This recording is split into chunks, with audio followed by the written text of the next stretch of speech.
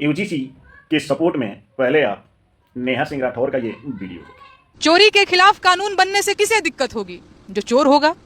अत्याचार के खिलाफ कानून बनने से कौन दिल मिलाएगा? जो अत्याचारी होगा। भेदभाव रोकने वाले कानूनों का विरोध कौन करेगा? जो स्वयं भेदभाव करता होगा। अगर कोई कानून किसी वर्ग या किसी समूह के सम्मान को बचाने के लिए बनाया गया है तो इसमें दिक्कत क्या है? जातिगत भेदभाव और पक्षपात हमारे समाज की पुरानी बीमारी है और पुरानी बीमारियों का इलाज कड़वी दवाइयों से ही होता है। SC/ST एक्ट ऐसी ही कड़वी दवाई थी जिसका भरपूर विरोध किया गया था। आरक्षण भी एक ऐसी ही कड़वी दवा है जिसका खूब विरोध होता है, लेकिन मेरा यकीन कीजिए कड़वी दवाइयों ने समाज की सेहत में सुधार ही किया है। कहीं कुछ लोग इस वजह से तो नाराज नहीं है कि वो अब दूसरों को अपमानित नहीं कर पाएंगे? कहीं उन्हें ये तो नहीं लग रहा है कि उनका ये अवैध विशेषाधिकार छीनने वाला है? देश का संविधान समानता के बुनियादी सिद्धांत पर टिका है, लेकिन क्या इस देश का हर नागरिक बराबर सम्मान पाता है? दरअसल नहीं। बीते तमाम सालों में ले देकर एक काम तो ढंग का हुआ है और कुछ लोग इसका भी विरोध करने लग गए। और विरोध कर भी कौन रहा है?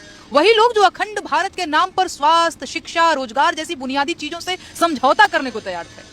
वही लोग जो राष्ट्रवाद के नाम पर अपने ही देश के नागरिकों की लिंचिंग तक को सही बताते थे। कल तक जो लोग सरकार से 4 कायदे के सवाल पूछने को देशद्रोह कहते थे, आज वही लोग एक ढंग का कानून आने पर बिलबिला रहे हैं। क्यों भाई, अब मजा नहीं आ रहा है क्या? देश का हर नागरिक जब तक गौरवान्वित, सम्मानित और कॉन्फिडेंट महसूस नहीं करेगा, तब तक ये देश मजबूत नहीं होगा। देशवासियों के आत्मसम्मान को बढ़ाने वाला ये कानून देश हित में है और इस कानून के खिलाफ बोलने वाले लोग देश हित के खिलाफ बोल रहे हैं। उन्हें ये काम नहीं करना चाहिए। जातिगत स्वार्थों के लिए देश हित से समझौता मत कीजिए भाई। देश को मजबूत बनाने वाले कानून का समर्थन कीजिए।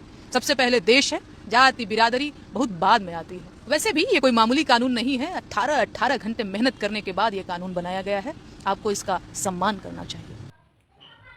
वीडियो देखने के बाद अब इसे कांग्रेसी या देशद्रोही नहीं बोल सकते। चलिए इनकी बात छोड़िए, अभी जो है एक और वीडियो जो विश्वविद्यालय के प्रोफेसर हैं उनका देखें। यूजीसी ने UGC regulation for promotion of equity in higher education के रेगुलेशंस को नोटिफाई कर दिया है। रेगुलेशन ये कहते हैं कि अब हायर एजुकेशन में, विश्वविद्यालयों में भेदभाव करना गलत होगा, उसके खिलाफ कार्रवाई की जाएगी। और आप जानते हैं क्या हो रहा है? भेदभाव करने के हक के पक्ष में या भेदभाव के खिलाफ आने वाले रेगुलेशंस के खिलाफ लोग प्रतिरोध कर रहे हैं, वे इस पर आपत्ति कर रहे हैं। सच्चाई लेकिन यह है कि रेगुलेशंस नई नहीं है। मैं विश्वविद्यालय का शिक्षक हूं, मैं जानता हूं कि 2012 से इस किस्म के रेगुलेशंस हैं और इक्वल अपॉर्चुनिटी सेल पहले से विश्वविद्यालयों में था। पूरी दुनिया के विश्वविद्यालय कहते हैं कि विश्वविद्यालयों में इक्विटी होनी चाहिए, वहां पर ऐसे रेगुलेशंस होने चाहिए कि भेदभाव न किया जा सके। सच्चाई यह है कि अब हमारा समाज भेदभाव करने के हक के लिए लड़ने लगा है। यूजीसी के आंकड़े देखें तो बताते हैं कि यूजीसी खुद कह रहा है कि 118% बढ़े हैं डिस्क्रिमिनेशन की जो शिकायतें हैं वो। इसका मतलब कि डिस्क्रिमिनेशन इन हायर एजुकेशन में होता है। कौन नहीं जानता? हम जानते हैं, IIT की स्टडी से आप पहले से परिचित हैं कि जाति देखकर अंक दिए जाते हैं। मेडिकल कॉलेजेस में जाति देखकर भेदभाव होता है, यूनिवर्सिटीज में जाति देखकर भेदभाव होता है और अन्य पहचानों के आधार पर भी भेदभाव होता है। इसलिए वास्तव में इस देश को समतापूर्ण बनाने के लिए स्वाभाविक है इस बात की जरूरत थी कि रेगुलेशंस आए। और ये रेगुलेशंस क्या मांग करते हैं? रेगुलेशन ये कह रहे हैं कि अगर कभी भेदभाव होता है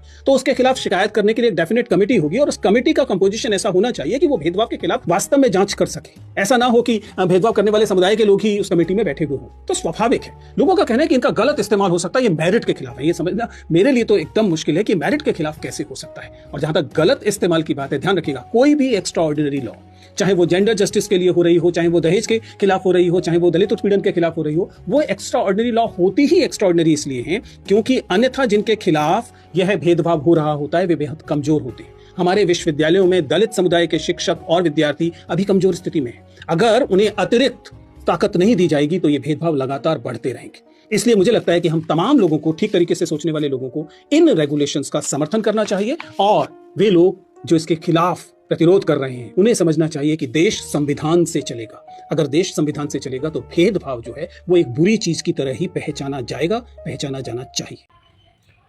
दोनों वीडियो देखने के बाद खुद एनालिसिस कर सकते हैं कि यूजीसी का विरोध वही लोग कर रहे हैं जो देश में समानता का भाव नहीं रखना चाहते। ऐसा इसलिए हो रहा है ना कि जो लोग अपर के हैं, जो लोग यूजीसी का सपोर्ट कर रहे हैं, वह छोटे लोगों को ऊपर आने ही नहीं देना चाहते। लेकिन ऐसा नहीं होगा क्योंकि स्वतंत्र भारत संविधान से चलता है और संविधान जो है समानता का अधिकार देता है। इसलिए यूजीसी जरूरी है, उसमें कुछ फंडामेंटल अधिकार जुड़वा सकते हैं कि गलत आरोप लगाए जाने पर भी उसके खिलाफ होनी चाहिए, लेकिन पूरी तरह से बिल वापस मेरे अनुसार सही नहीं है। अगर आपको लगता है कि इन दोनों व्यक्तियों ने गलत बोला है तो कमेंट में जरूर बताएं।